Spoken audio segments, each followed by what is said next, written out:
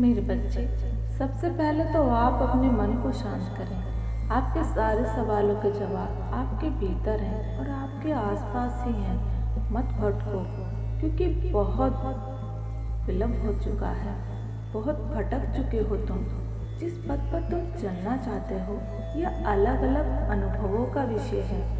ध्यान साधना तब कहने को जितना सरल है, उस पर कायम रहना उतना ही कठिन है। मेरे बच्चे, अगर आप अपने पूर्व जन्म में ध्यान साधना करते थे, तो ये स्वाभाविक ही है कि आप इस जन्म में भी उसकी तरफ आकर्षित हो और इसे करें। सवाल ये नहीं है कि तुम कितने मिनट तक ध्यान कर पाते हो। प्रश्न ये है कि तुम उसे कितना लीन होकर कर पाते हो, कर रहे हो, और तुम स्वयं को कितना संतुलित और आनंदित पाते हो। मेरे बच्चे, व्यर्थ के विचारों पर नहीं, स्वयं की सांसों पर ध्यान दो कि जब तुम ध्यान करते हो, केवल अपनी सांसों को देखो।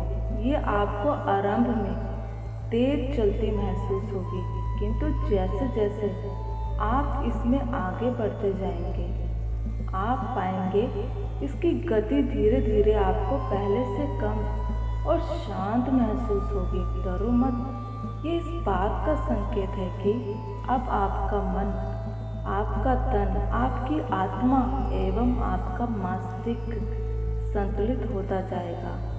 व्यर्थ की हलचल आपको परेशान नहीं करेगी।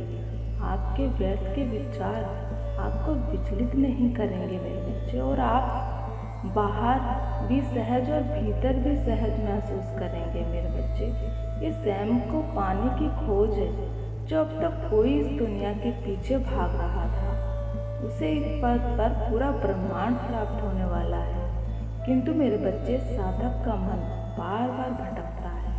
इस दुनिया के उपकर्मों में मोह, स्वार्थ, भय, ईर्ष्या, क्रोध आदि उसे बार बार अपनी तरफ खींचते हैं, भ्रम में डालते हैं, जिसे मनुष्य अपना सच मानकर पूरा जीवन भागता रहता है। वो उसे क्षण भर की खुशी देकर लुप्त हो जाते हैं। फिर मनुष्य को केवल दुख प्राप्त होता है। मेरे बच्चे, क्या आपको ज्ञात है, प्रत्येक मनुष्य इस धरती पर अपनी नियति लेकर आता है। अगर मेरे बच्चे, अगर आपको ब्रह्मांड द्वारा चुना गया है आत्मिक और आध्यात्मिक पथ के लिए, तो आपको ये अनुभव जीवन भर होते रहेंगे। आप साधक की यात्रा में आगे बढ़ते रहेंगे। मेरे बच्चे, अध्यात्म की पराकाष्ठा तक आपकी यात्रा चलती रहेगी। ब्रह्म मुहूर्त का समय सुबह 4 बजे से 5:30 बजे बीच का होता है। दिव्य आत्माएं इस धरती पर भ्रमण करने आती हैं।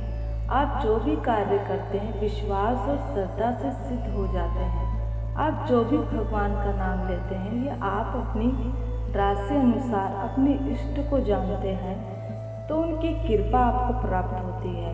उनका नाम लेने से वो सिद्ध हो जाते हैं। ध्यान करते समय अपने समक्ष दीपक जलाएं या मोमबत्ती, धूप आदि जलाएं, अपनी ऊर्जा और ऑरा को पवित्र करने के लिए। फिर ध्यान और मंत्र जाप करें। आपके जिस भी भगवान पर मानता है, उनका नाम स्मरण करें। मेरे बच्चे, अगर दिव्य शक्तियों ने आपको चुना है, आप उनका ध्यान अपनी तरफ लाने में सफल हो गए, तो तैयार हो जाएं अद्भुत अनुभव के लिए, अद्भुत जीवन यात्रा के लिए।